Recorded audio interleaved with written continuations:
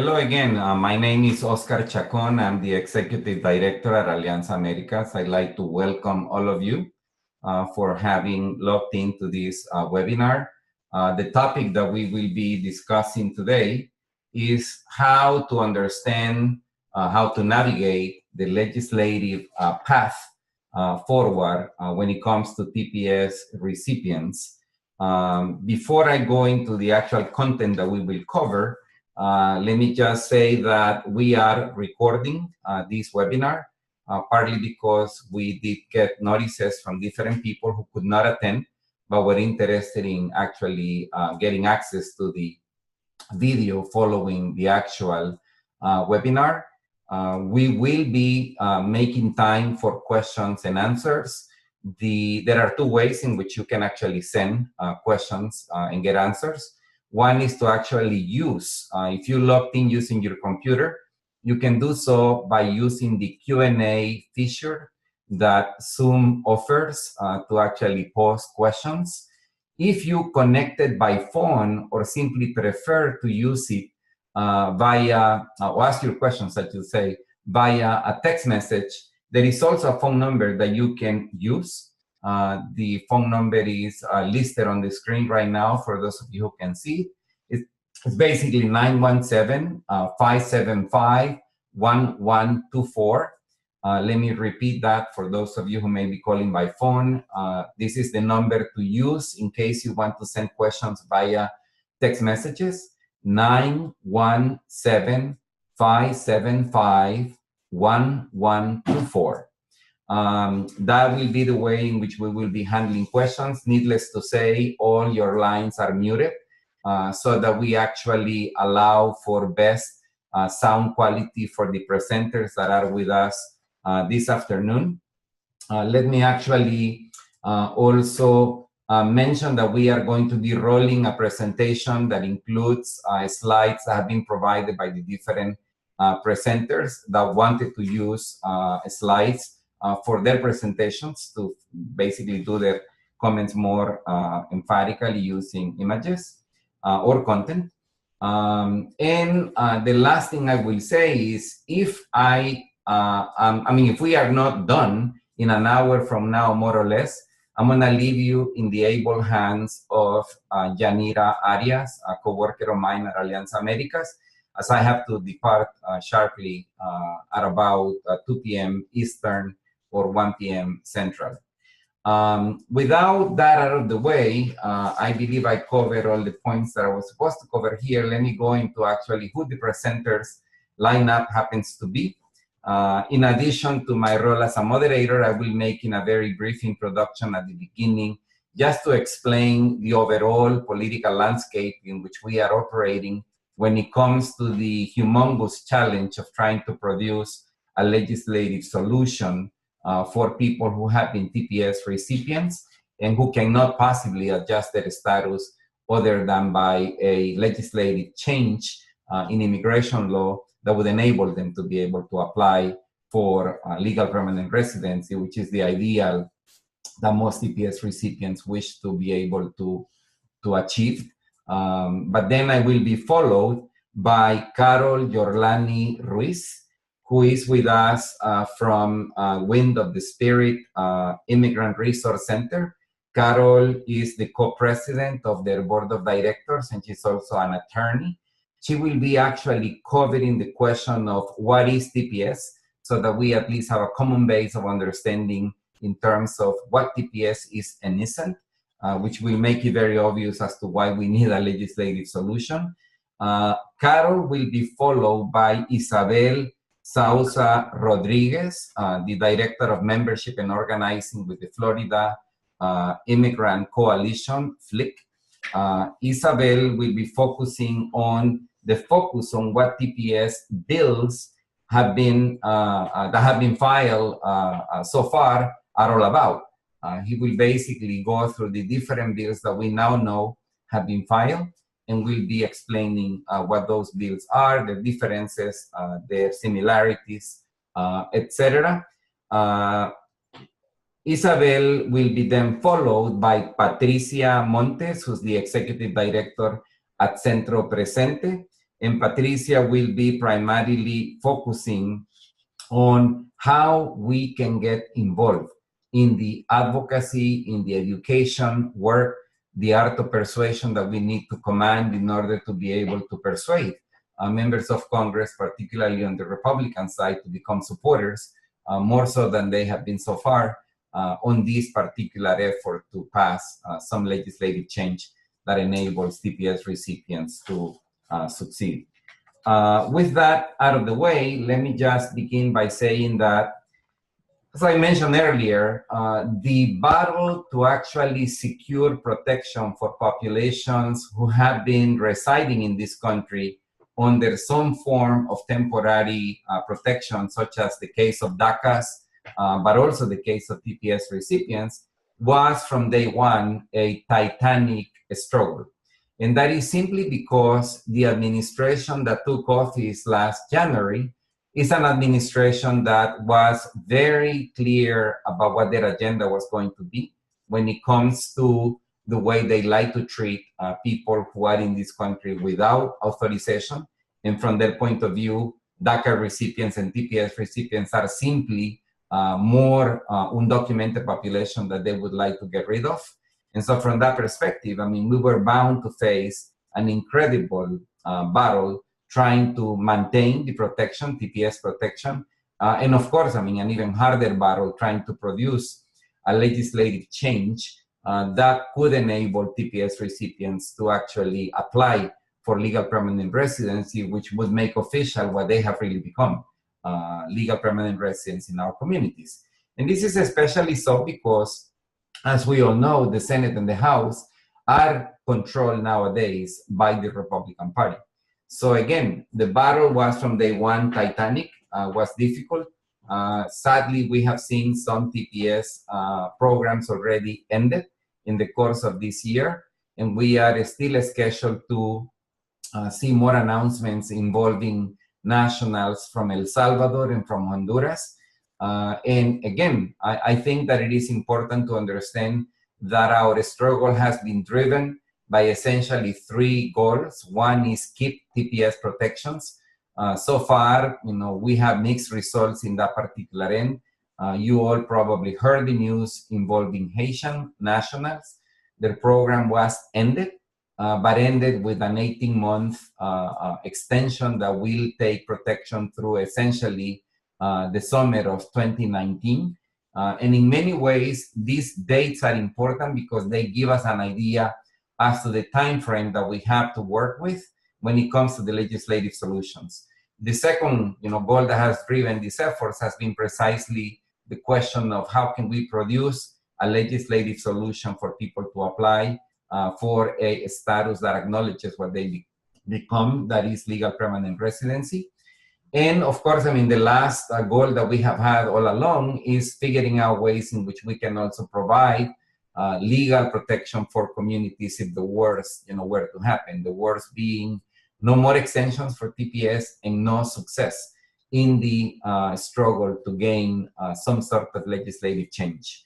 I believe personally that it is not impossible to actually produce a solution that would enable TPS recipients to apply for permanent residency, which is what, from a justice point of view, what would make the most sense for them to be able to do. But again, I mean, the ultimate goal is how can we try to keep these populations protected. I guess, I mean, that is just generally the landscape we are dealing with.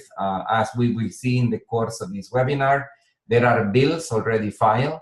The chances of those bills are hard to actually predict, but I do believe that what we need to do, all of us and many of our allies, is to find ways of persuading people in Congress, especially Republicans, to see the common sense behind the proposal to enable TPS recipients to become officially recognized, again, for what they have become, legal permanent residents of our communities.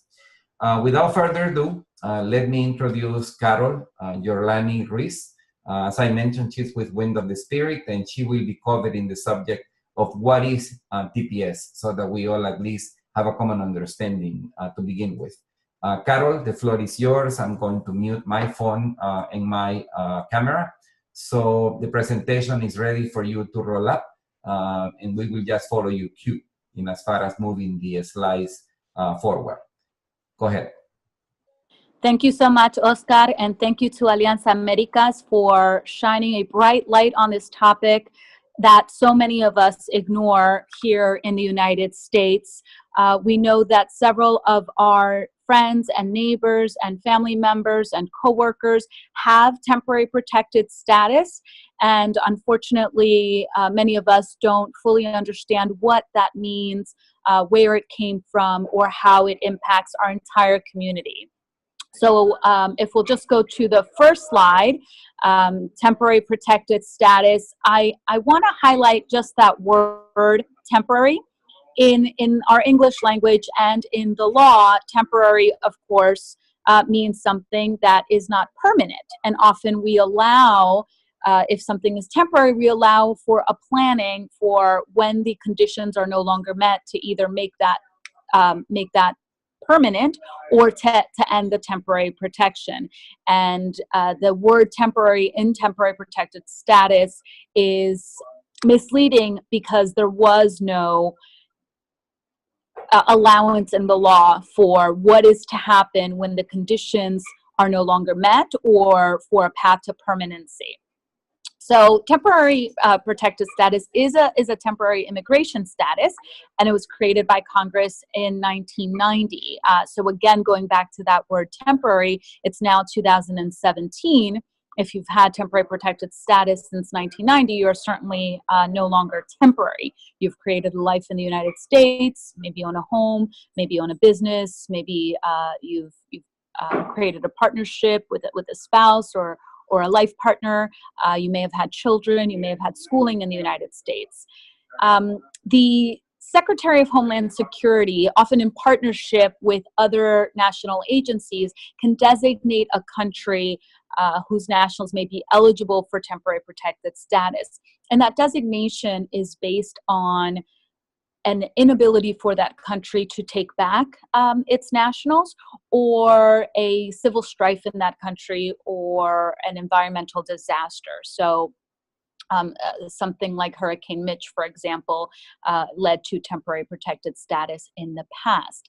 And it is important for us to really look globally at how these countries gain that status. Oftentimes, it is the intervention of the United States that creates or exacerbates an ongoing armed conflict or an environmental disaster or other extraordinary and temporary conditions. So there is a recognition or we would hope that there is a recognition of a moral obligation to provide safety for nationals of a country in which we, the United States government, have had a hand in creating upheaval. Once a country is designated as a country whose nationals may be eligible for temporary protected status, then after an arduous application process, temporary protected status holders are now no longer removable from the United States, and they can't be detained solely on the basis of immigrant status. Of course, if a crime is committed, they certainly may be detained on that basis, but not just because of their immigrant status. So it offers protection here in the United States from detention and deportation. TPS holders, temporary protected status holders, can also obtain an employment authorization document, which many of us call work authorization in the immigration legal field. It's called an EAD. And they may be granted travel authorization. So you may be able to travel outside of the country to visit family for an emergency, or maybe even to study abroad. However, there is no path to lawful permanent resident status with TPS. So a person is in a legal limbo, right? So they can't return to their country of origin because of the environmental disaster or armed conflict or other condition, but they're not fully citizens and have no path to citizenship here in the United States. As we move to the next slide, we learn a little bit more about who are TPS holders. So oftentimes in the news and in our communities, we may be more familiar with the term dreamers or now DACA. And we know that those are young immigrants or immigrants who were brought here as children, but we're not often as familiar with who our TPS holders are. And currently, TPS holders can come from any of the countries that you see in the slide, and that includes El Salvador, Haiti, Honduras, Nepal, Nicaragua, Somalia, Sudan, South Sudan, Syria, and Yemen. And you'll see that I included the numbers for the countries who have either recently lost their TPS status or who are in danger of losing it, the numbers of nationals here in the United States. So in El Salvador, or nationals from El Salvador account for about 187 to 204,000 here in the United States. In Haiti, it's about 59,000. And as Oscar explained in the introduction, that Haiti is its TPS status has been terminated, and that termination will go into 19. We have about 57,000 to 61,000 TPS holders from Honduras, and a smaller amount of 2,500 TPS holders from Nicaragua, and their TPS status has been terminated effective January 2019. So in order to be eligible, you must be from one of the countries that are designated, one of the countries that we listed, and you must also apply. I mentioned this arduous process. There's a open initial registration. There's a re-registration period. There's a fee for your initial registration. There's many forms, including a work authorization form, the 821D, and evidence. You need to prove with documentation that you've been physically present in the United States since the effective date of the most recent designation date for the country. And you must demonstrate with evidence, with documents, with proof that you've continuously resided in the United States since that date. There is some limited exceptions for time outside of the country, but for the most part, you do have to prove that continuance residence. And if you don't prove, as we'll see on the next slide, that you are physically present in the U.S. and have had continuous residence, then you would be ineligible for TPS. So even if you're a national of one of the countries like Honduras or Haiti or Somalia, if you don't meet those requirements, you may be ineligible. Of course, crime, felony, or 2 or more misdemeanors would also make you ineligible for TPS, as well as being found inadmissible. So this talks about the way that the immigration law and people entering into the country. So if you have any criminal background or are suspected of terrorism, of course you're then inadmissible and ineligible for TPS. And there are also other bars. For example, if you are suspected of, or if there's proof that you participated in persecution of another individual in another country, you may also be barred. Or even if once you do get TPS, if you fail to re-register without good cause, you can lose your temporary protected status. So it includes a lot of hoops that you must continually and rules that you must continually abide by to keep your TPS status. And many of our TPS holders have abided by these rules, have not committed any crimes for 20 years, 10 years, 5 years. As you'll see on the next slide, that temporary word comes back, right? It has been temporary. And while we listed before the countries that currently have a temporary protected status designation, there have been other countries that had it and lost it. And for those of us that are familiar with the world political climate, we can recognize on this list Sierra Leone, for example, or Bosnia, Herzegovina, or Rwanda, countries that we know continue to experience conflict or continue to experience extreme poverty, food insecurity, countries where we might think, well, yeah, those nationals of those countries may still need protected status, but they have lost it. And the full list for those who may be just listening in includes Angola, Kuwait, Liberia, Rwanda, Bosnia, Herzegovina, Guinea-Bissau, province of Kosovo, Lebanon, Montserrat, Sierra Leone, and Burundi.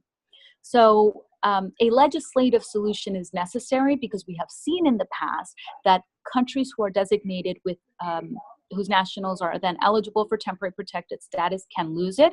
And of course, we've seen this year that Haitians have lost that status, even though Haiti is not even arguably, right? Like Haiti is not in the political condition to receive 60,000 expatriates back after so many years of being gone. On the next slide, we can also see some of the effects that losing TPS would have on us, right, here in the United States, and not just on the TPS holders, but all of us. All United States residents are at risk if our TPS holders are not provided a legislative solution and a path to permanent residency. So as we know, as of November 3rd, the State Department reported that Central Americans and Haitians with TPS no longer needed the protection. And that is, I think, shocking to some of us who are familiar with the conditions in Honduras right now. We see a continuous refugee situation of people escaping extreme violence and extortion in Honduras, and really civil strife.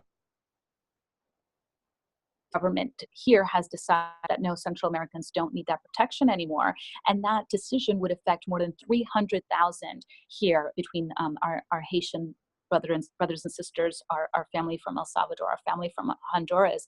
And this again brings me back to that word temporary, right?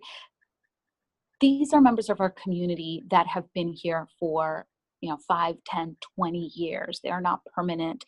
And these are members of our community that are in danger of death, literally death, if they are sent back to Honduras or El Salvador or Haiti. It is a human rights crisis that affects 300,000 individuals and their families and their businesses and their communities. We know that this would impact about 275,000 children who were born to TPS holders, most of them U.S. citizens. So we have a moral obligation to our communities, to our families, to our friends, and our colleagues, to ensure that their human rights are protected. Of course, there's also an economic impact. 80.3% of TPS holders from Central America pay taxes, and that includes 79.3% of them who are self-employed, and so not only provide for themselves and their families, but also provide jobs to our communities, provide stabilities to our neighborhoods. Deporting 300,000 TPS holders from El Salvador, Honduras, and Haiti would be a huge cost to the U.S. government, and amounts of over $3 billion. We talk about impacts on mental health, right? So if some folks do leave, are they leaving spouses behind? Are they leaving children behind? Are they leaving family ties behind? So, and even just the fear of losing TPS, and the knowledge that come January, come July, many of our friends and family and neighbors will be losing that status. That fear creates or that knowledge creates fear, creates anxiety, creates uncertainty, and is a burden really on the entire community to address this uncertainty. And it's an impact on the stability in the region, as I mentioned earlier. In many of the countries with TPS designation, the civil strife includes direct participation of the United States government. And now to send folks that have been in the United States for, they have created a life here, to send them back to Honduras or Salvador or Haiti creates instability in those countries, which of course we know every time that a country is unstable, whether there is legal means through refugees or any clandestine means, people will flee for safety. And if the safety is perceived to be here in the United States, we're really only going back to that same cycle of harming a community, harming another country, and then being forced to grapple with the challenges of welcoming or not welcoming those refugees back here. So really a legislative solution is long overdue. It should have been included in a law to begin with. There should have been a permanent solution and an exploration of the root causes of this instability in other countries that we may have helped to cause. And since it was not done then, and now we are in an urgent moment, it's necessary for us to do it now. And on the next slide, I know it's a lot of information in a short period of time. You can check out some of these websites for more information, and certainly reach out to Alianza Americas or your local organization that can link you to more resources to support our community members with TPS and to advocate and fight for a legislative solution that really fits the needs of our community. Thank you very much. Thank you, Carol. I appreciate it. We are going to then go next to Isabel Sousa-Rodriguez. Before we go to Isabel, just let me point out 3 quick things that I believe are important to just leave also as part of the conversation. One is clearly TPS has been a good thing, for a lot of people over the years. We are not at all saying that TPS is wrong per se. Carol said it very well as she was ending. The problem is there is no mechanism in U.S. immigration law to accommodate the fact that once you have resided here for more than 3, more than 5 years, clearly you no longer are a temporary part of our communities. You are a permanent part of our communities, and there is no mechanism that allows for the proper accommodation of these populations, and that's exactly why we are indeed fighting also at the level of legislative changes, which is exactly the topic that Isabel will be covering. So Isabel, the floor is yours. Thank you very much. Thank you, Oscar. So I want to help go over the various legislative proposals that exist right now that would provide some sort of relief to members of the TPS community. On your screen, you'll see we have 4 TPS-specific bills that are on this matrix, and we're going to be able to share this matrix with you. We have it available in English and in Spanish. But I think before going into these, I guess I'll start by mentioning the DREAM Act, because we know that, as was mentioned at the beginning of the webinar, Dreamers have the greatest kind of popularity in the immigration debate, get the most attention. There's a lot of pressure happening right now to determine a solution that includes DREAM Act before the end of this year. And so I just want to kind of flag for people who don't know that the DREAM Act of 2017 does include provisions that would benefit TPS holders who arrive to the US before the age of 18. It doesn't cover the entire TPS population, but there are a lot of people around the country who are advocating, as they're meeting with their members of Congress, saying, expand during debate, include an amendment to expand eligibility so that there's an age cap waiver for TPS holders so that they could be included into the benefits of the DREAM Act, if the DREAM Act ultimately is the thing that is going to make it first to the floor of the House or the Senate. And so then moving on from that, there are TPS-specific bills that have been filed. We have 3 bills in the House of Representatives and 1 bill in the Senate. In the House of Representatives, I'll start first with the American Promise Act. And I mentioned that one first because that one, the American Promise Act, really encompasses the grand majority of all of the things that we're looking for, that we're aspiring for, that our community deserves. It is a bill that benefits all 13 countries that have been designated to benefit from TPS that had it in this past year. And it offers a path to citizenship. So it includes everyone. It offers a path to citizenship. And it requires that you demonstrate that you have been living in the U.S. Continuously for at least 3 years. That bill was filed by Representative Velasquez of New York, and it's getting a lot of support from many members of the Democratic Party. Are slowly kind of getting on board and co-sponsoring it. But it is important to mention that one of the biggest limitations that that bill currently has, even though it does reflect our values and it covers the largest number of people, is that it's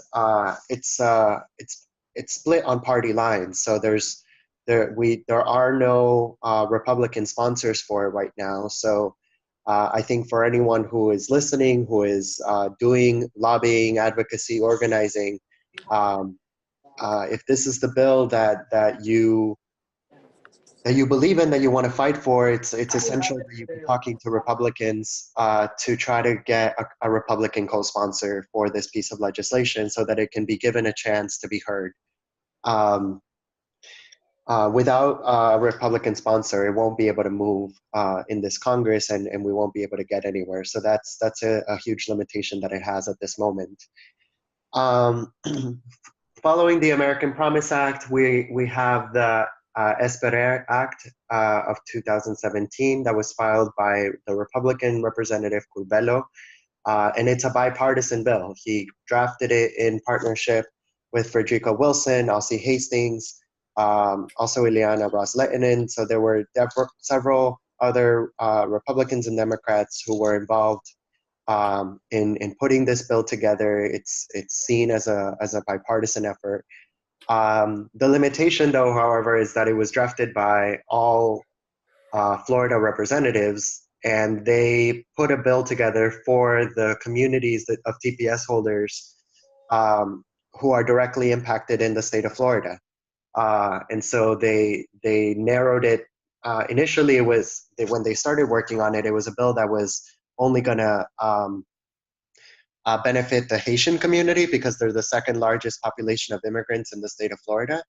But after a lot of pressure from community advocates, they expanded it, but only included the other TPS recipients from the state of Florida, people from Honduras, Nicaragua, El Salvador. So it really only covers those 4 countries. So understandably, there's a lot of criticism of that nationwide. And I think it's important, all of us in Florida and our partners nationwide, I think we're committed to continuing the conversation, making sure that we visit Curbelo's office, Frederica Wilson's office, Ileana's office, and we keep making a case for the importance for them to either expand eligibility to include more TPS countries, or that they should demonstrate leadership on this issue by co-sponsoring, for example, the American Promise Act. And so those are the conversations we've been having with those offices. The Esperer bill, as it's written, would require that you be physically present in the US since January 12th of 2011. So you have to demonstrate that continuous presence. And you couldn't have had, similar to the other bills, you couldn't have felonies or more than 2 misdemeanors.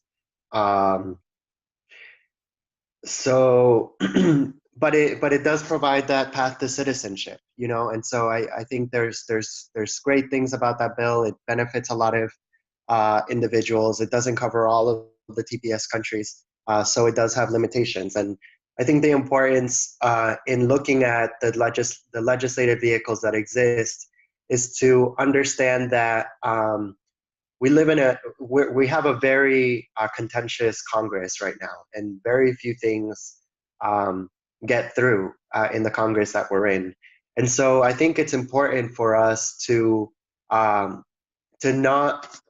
keep our options open to all of the different legislative proposals that exist right now, try to push them forward as much as we can, and then see if one of them is being considered to go to the floor for a vote or to go into debate, then we can all align on taking the necessary strategic action so that our changes that we want are reflected in the final proposals. There's also the Aspire Act. That's the last bill in the House of Representatives, filed by Representative Clark of New York and Donovan. So that's also a bipartisan bill. It is getting support from more Republicans and more Democrats little by little. One of the biggest limitations of that bill, though, is that it doesn't guarantee a path to citizenship for all TPS holders. Obviously, if you can still get sponsored through employment or through a family member, you could still do that. It still creates an opportunity for folks to go through the normal existing channels. If they can demonstrate extreme hardship from being sent back to their countries, then there would be a process for them to demonstrate the extreme hardship and apply for an adjustment of status for a path to citizenship in that way. But it doesn't offer that path to citizenship possibility to all TPS holders. What it does offer is basically a 6-year TPS permit. It would be a 6-year work permit. It guarantees, instead of people having to renew every 18 months, every 2 years, it would give a little more security by giving a 6-year permit. And I think some of the hope of this bill is that it pushes these communities, all 13 TPS countries, the beneficiaries who are currently living in this constant limbo, to the hope that there might be a new presidency and a new administration, so 6 years might give us that chance of seeing a change in leadership and some more opportunities for these communities. And I think we're also remaining open to the existence of this bill, because the reality is we've spoken to a lot of TPS holders across the country, and they've told us that even though the path to citizenship is essential to them, that it can't be a non-negotiable. If the only thing that we get in this upcoming year is a 6-year extension of a work permit, a lot of our communities are telling us that we should accept that. Obviously, we're going to push as much as possible for a path to citizenship, whether it's Aspire or the American Promise Act. But like I said, we don't want to limit our options and then lose an opportunity. And then just finally, in the Senate, we're very happy that finally there is a bill that has been filed in the Senate. So it gives more power to these legislative proposals, knowing that there's legislation both in the House and in the Senate. You should mention that when you do your visits. And the Senate bill was filed by Van Hollen. It covers all of the TPS countries and says that you have to demonstrate continuous presence in the U.S. for at least 3 years. So what we're going to be pushing to try to get Republican support for the bill in the Senate and try to get align some of our congressional leadership around these bills in the House. So I think we'll open it up for the next person. That's it for me now. Thank you. Thank you, Isabel. Indeed, the last presenter is actually Patricia Montes, who's the Executive Director at Centro Presente, based in Boston, Massachusetts. And Patricia will be addressing essentially the question of how can you all and people you work with, your networks, help actually get us to the goal that we are seeking when it comes to legislative changes. Patricia, the floor is yours. Yeah, thank you, Oscar. I think that's the most difficult part, in my opinion, right? I will be focusing on a few aspects that are very concrete, and I will say that number one is legal support for people with TPS. The second one is advocacy, and the other one is public education, and the last one that I have is fundraising. And I think that all of us have been doing this for many years. But the question that I have is, how are we going to be more creative? How are we going to challenge ourselves? And how are we going to learn from the past in order to change our strategies? And I will say, don't make the same mistakes that we have been making for all these years, because obviously if we don't have any legislation at the federal level, something is happening, right? Obviously the political environment, and we have to take in consideration that neither the Republican Party nor Democratic Party never had the political will to transform the U.S. immigration system. We have to have clarity about that, and at the same time, I think it's important for us to rethink about our strategies. So talking about the legal support for people with TPS, I think it's important. If we have data that is telling us that almost or maybe more of 20% of people who have TPS can regularize their status, they are looking for other opportunities. I think that is a good opportunity for us to support people and create spaces where people can identify legal avenues to explore what are the legal alternatives that they have to regularize their status. And I think that that's something that we're not necessarily working right now. I think that there are some efforts, but I think that we can do better around that thing, that aspect. The second aspect is the advocacy component. I think that the focus of our work right now is going to be, again, in Washington, D.C., that's going to be the focus, but I think that it's very important to continue doing the work at the local and state level, taking in consideration that we have clarity that is the federal government that is going to make a decision about ending or continuing TPS.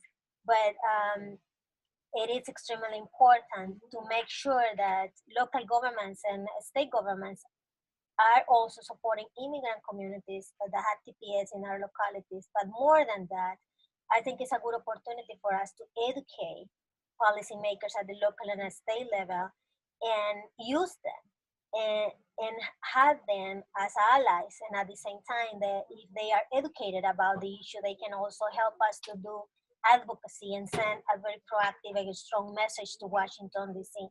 Give you an example, we have been doing a lot of work at the local and state level using as a strategy local resolutions. And 2 weeks ago, we were able to pass the first national resolution in support of TPS in the state of Massachusetts. People think that Massachusetts is a very progressive state, but in our opinion, at least on immigration, Massachusetts is not a progressive state at this point.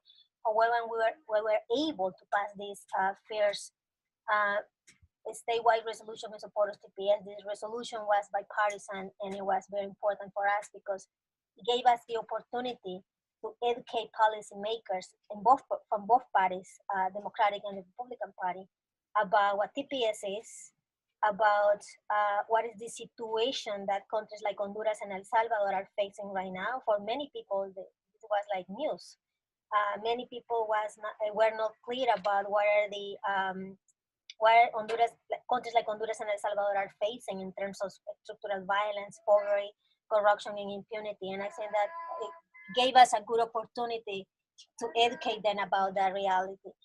So the other thing in terms of advocacy, I think that this struggle at this particular moment in history is going to give us good opportunities around a few things. I think that I'm going to move to the public education piece. It's going to give us the opportunity to educate the non-immigrant communities and also the immigrant community about some aspects and engage them in a more proactive conversation about this issue.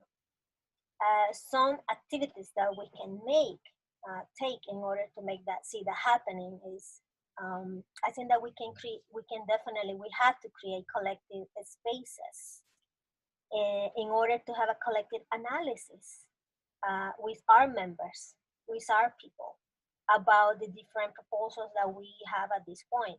All this information that Isabel already shared with us, I think it's urgent for us to create those spaces and have that conversation with our members.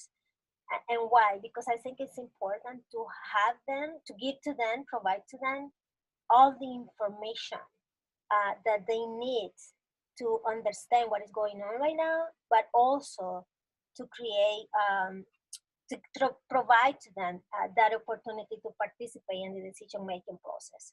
We usually tend to, give information to members and mobilize people to Washington, but usually people that are directly affected are not necessarily participating in the decision-making process. And usually we're not really good creating those spaces for people to understand how these bills are going to impact them. And I think this particular moment is going to give us that opportunity to educate our members, our bases, about, number one, the structure of the U.S. government. Sometimes our members are like confused about who is going to make the decision. Is Congress that is going to make that decision? Is the president that is going to make that decision? So I think it's important for us to educate them and help them to, develop a critical analysis. And I think it's important to understand, again, the structure of the U.S. government. The other thing is to understand who make decisions and how are the decisions being made. Because, as I said before, usually, unfortunately, and history can tell us, a few groups in Washington make decisions, and people affected are not necessarily around the table, informed in making those decisions. And the other thing that is important for us is also inform our communities about how does the legislative process works. What do we need in Congress to make sure that this is going to happen? Who is going to make that decision? And the last component, I think, is fundraising. We have been doing a lot of work around this issue at the local and state level with zero resources. Most of the organizations that are doing a lot of work around this issue, at least community-based organizations, we don't have like additional funding to do this, to implement these campaigns. And I think that it's important for allies to support efforts of the community-based organizations that are doing this work and help us to raise money to do our work. Is something that is very important. We know that we have to mobilize people to Washington. We know that we have to continue educating the immigrant community about their rights. We know that we have to continue educating policymakers and the non-immigrant communities about this issue, but we need resources. This is the only thing that I have. I had too many other things, but I think I'm going to stop there because we don't have enough time. And I imagine that you people are going to have a lot of questions for all the participants. Thank you, Patricia. I just want to emphasize that, as I mentioned at the beginning, and as I believe we all have one way or another echo, the challenge that we have, obviously, is how to actually persuade members of Congress, particularly on the Republican side, about the merits of actually bringing about changes in U.S. immigration law that essentially acknowledge the fact that these populations stopped being temporary residents and became permanent residents long ago. The challenge is humongous because, as I said, the Republican Party has been known for its rather anti-immigrant, anti-immigration positions over the past 20 or so years. However, we believe that there is a chance if we all unite in our efforts trying to reach out through unusual alliances, unusual networks, to be able to actually reach out to members of Congress who may be able to see the common sense, may be able to see with a degree of moral, ethical value, the fact that these are populations that are part of our communities.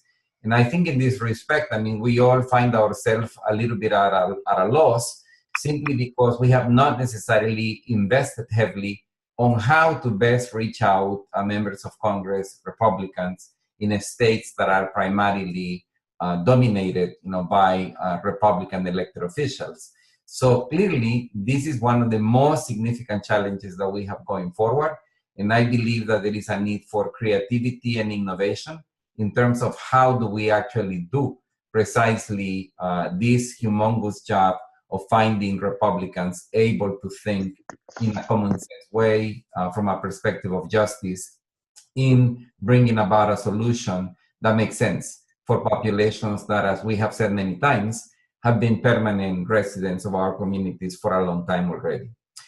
With that, let me open up the actual period of questions and answers. I mentioned that we were going to actually use the Q&A feature that Zoom allows. You can also send text messages to one of my coworkers that is ready with her phone number to pick up into any messages that you may send asking questions. That phone number is on your screen, but it's 917-575-1124.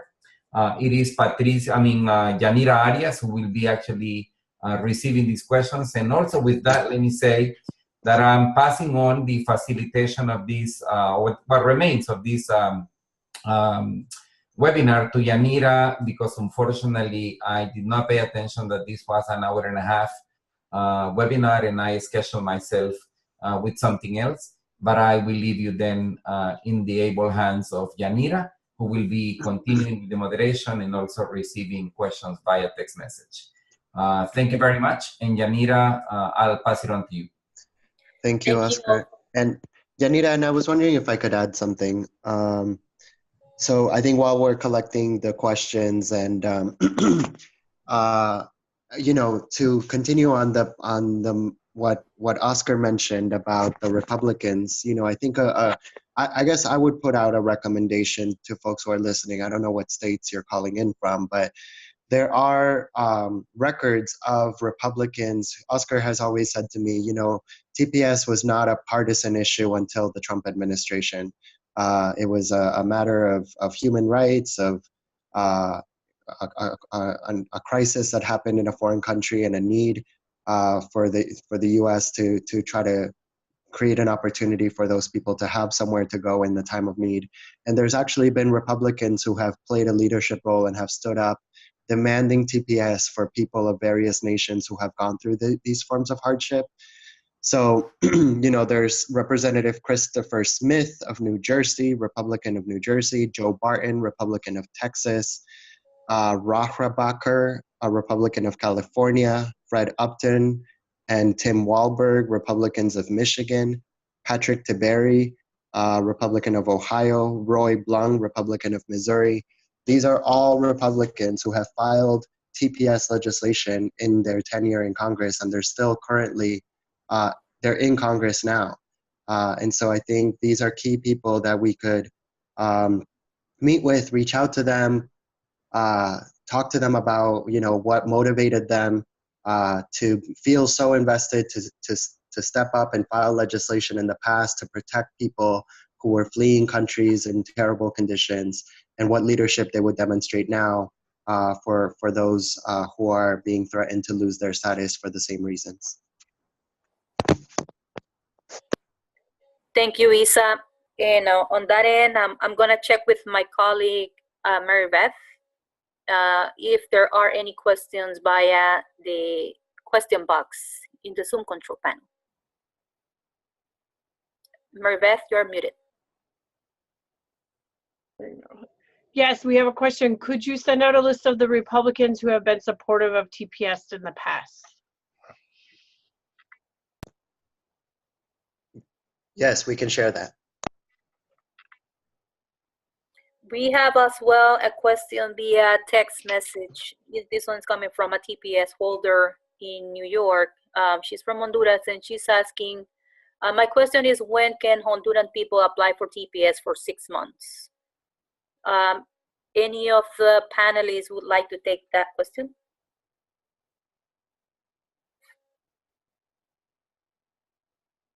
So this is Carol Ruiz from Wind of the Spirit Immigrant Resource Center. I don't have my laptop in front of me, so I can't confirm, but I believe that the re-registration dates have yet to be released. And as some of us may know on this call, you must re-register within a certain period of time, and there has to be a notice requirement of 60 days. But unfortunately, the government has not updated those websites. I don't know if Janita, if you have a chance to see if it's been updated, if that question can be addressed.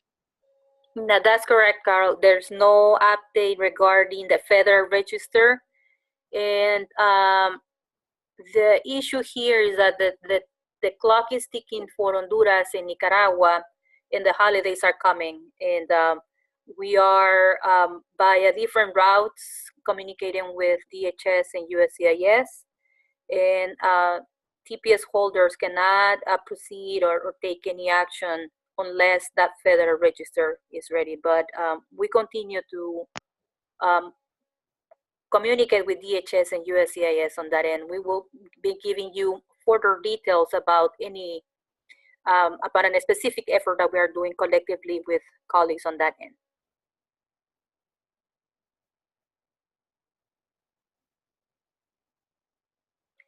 I have another question. What arguments for extending TPS and or giving TPS holders permanent legal residency do you think have a chance of convincing Republicans to co-sponsor any of the legislative options presented? So this is Isabel. I mean, really what we've seen is when those representatives come from a district that have a very large population of TPS holders who have been there for a long time, because over the years, many TPS holders have become homeowners, business owners, have become large sectors of certain business sectors. And so I think it's highlighting the local impact to the district economically, and you know, just in general how the district is affected. I mean, there's been a lot of representatives who have been who take that very seriously, and who are not just getting pressure from us, but are actually getting pressure from corporations themselves about this crisis of losing so many of their employees. And so I think it's important for us to engage business owners related to our TPS communities as much as we can. Thank you, Isa. And a reminder, if you have questions, please send it via the question box in your Zoom control panel. And also we have available a phone line for sharing your questions via text message. That phone number is 917-575-1124.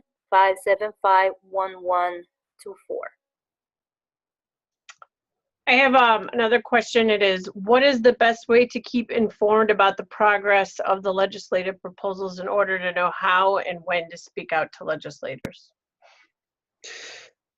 I mean, you know, others could add, but I would recommend absolutely to follow Alianza Americas and the National TPS Alliance. These are two national networks that are trying to monitor every single bit of progress on these bills, and putting out information and action alerts about when there's specific opportunities. It's important to stay connected to the listservs, and then also on social media, because we're constantly posting any updates that we get. Yeah, and If I may, go ahead. Go ahead. Thank you. This is Carol from Wind of the Spirit. I would just add to that the urgency of the time is now. Nicaragua and Haiti have already lost their TPS status.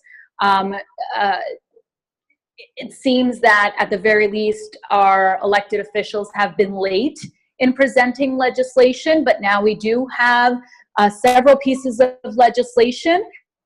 least in New Jersey, we have 5, I believe Isabel mentioned one of our Republican members of Congress, Chris Smith, who has sponsored TPS legislation before, and the other 4 have been receiving consistent pressure on the DREAM Act and on DACA. So the time really is now to supplement all the information they've received on DACA and the DREAM Act with information on TPS, with visits with TPS holders that can share their testimony about their contributions to the community, kind of echoing those arguments of the rule of law. We keep, as a country, calling for immigrants to do it, quote unquote, the right way.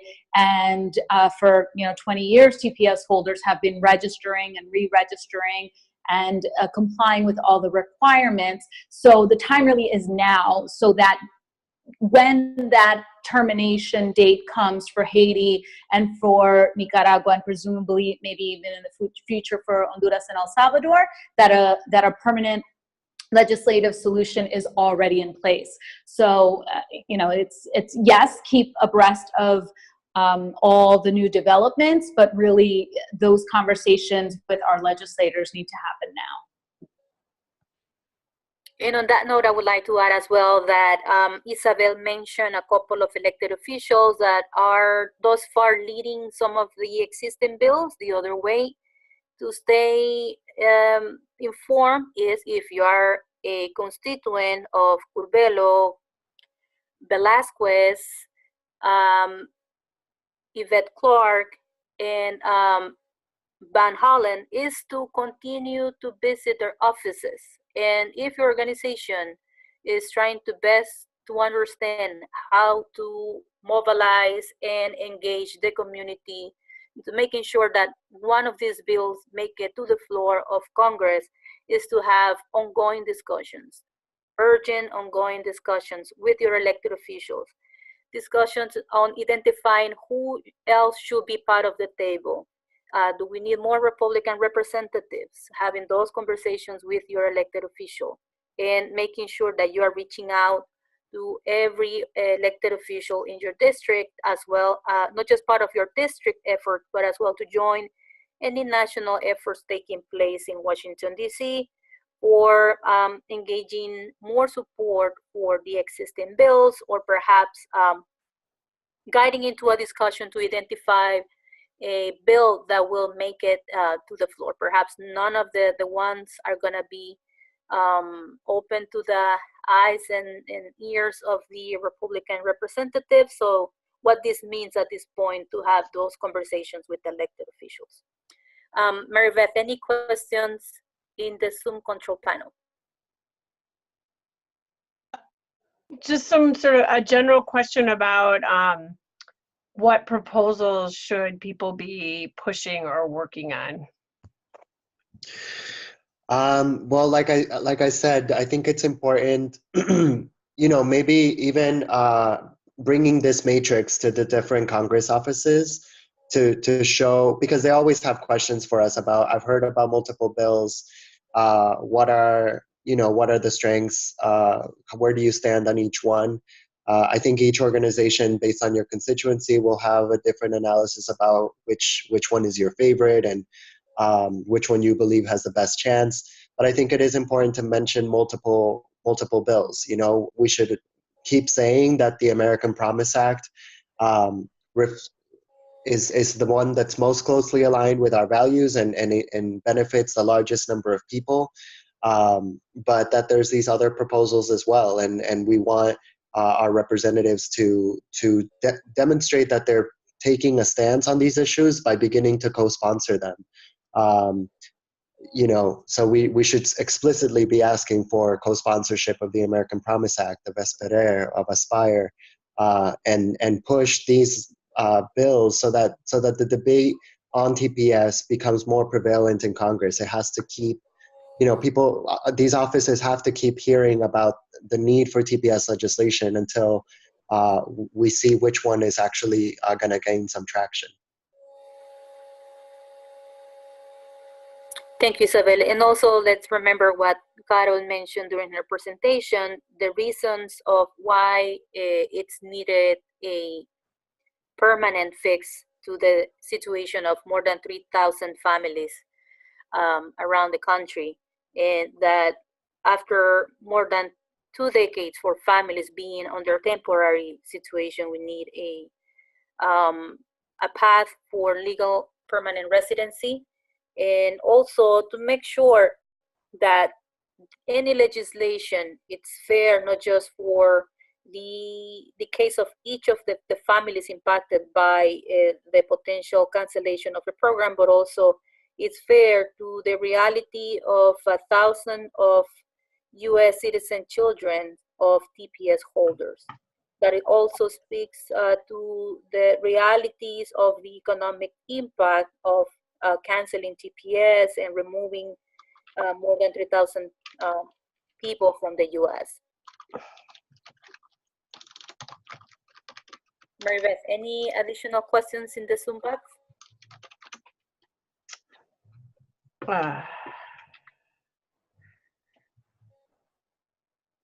I have a participant who has their hand up. If you want me to unmute and let them talk. Please do. Okay. Hold on a second, Mark.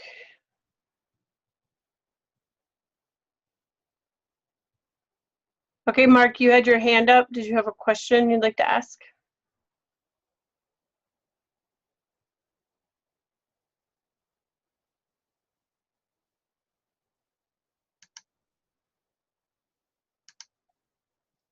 I don't know if Mark can hear us. Hello? You can submit his question as well via the question box. Okay. We can move forward to the next question.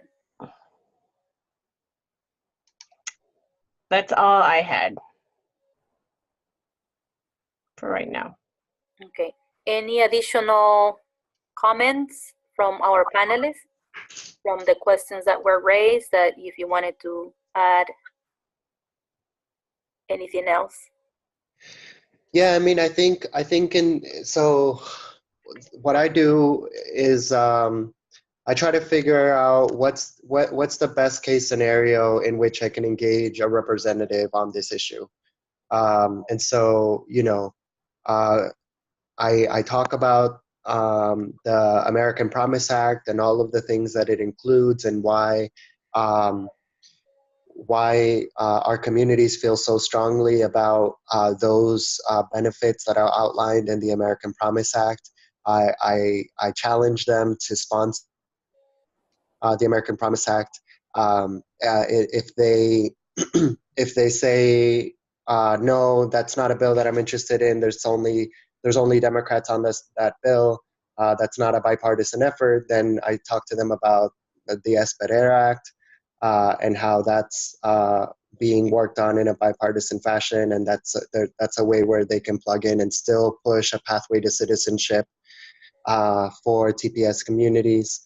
If they don't support a path to citizenship at all, which is obviously the worst case scenario, but we do know that there's a lot of Republicans out there who don't believe that there should be a path to citizenship for immigrants, then that's where the Yvette Clarke-Donovan bill comes in. You know, it's not my favorite, but we know that we don't want people to get deported. We don't want families to be separated, and so there is that option that creates some sort of an extension of continuity for people to continue their lives in this country. So I think that's the idea, that you kind of go through the menu of options, try to engage representatives in the best possible scenario, and definitely challenge them to demonstrate their leadership by co-sponsoring. That's where they can show us where they stand and that they're taking this issue seriously. And also, it's very important to engage the impacted communities, the direct impacted communities. It's we encourage you that you use the information that we're going to be sharing right after this webinar, and that you organize community forums to explain, but also not just to explain, but to have a discussion with the community, with the TPS holder families and also their loved ones, and so they can also be part of the decision making process, and understand why it's so important to be part of advocacy and mobilization efforts at this point.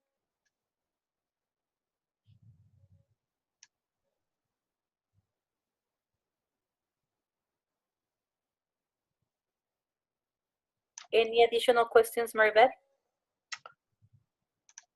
No, that's all I have for right now. Okay. If there are no further comments or questions, we just want to appreciate the participation of our panelists at Centro Presente in Massachusetts, Wind of the Spirit in New Jersey, and Florida Immigrant Coalition in Florida, but also FLIC is representing our partners firm, and for their contributions in this conversation. The recordings will be available right after the webinar it's ending. And also we're gonna be sending the matrix comparison in English and Spanish for those who are on the line, and also via the Zoom application. And this is not going to be the only conversation we're going to have regarding the existing bills and the opportunities for advocacy. This is just a starting point for what's coming next. Although the holidays are coming, and perhaps that is going to be a barrier for reaching out to elected officials, but the work never ends at the community level. There is we can use this time, as I mentioned, to organize community forums for a discussion on each of the bills, and make sure the community is not just understand what the bills are, but also why it's important to mobilize elected officials and identify a bill that will represent the hopes and the dreams of the families that are expecting to continue to be here with their loved ones, with their children and spouses, and to continue to contribute and give back to the United States. We thank as well every one of you participating of this webinar, and we will be in touch soon with more webinars and conversations on TPS and how to continue to work alongside with TPS holders and their families. Thank you, Anita. Bye, everyone. Bye, thank you. Thank you, everyone. Bye-bye.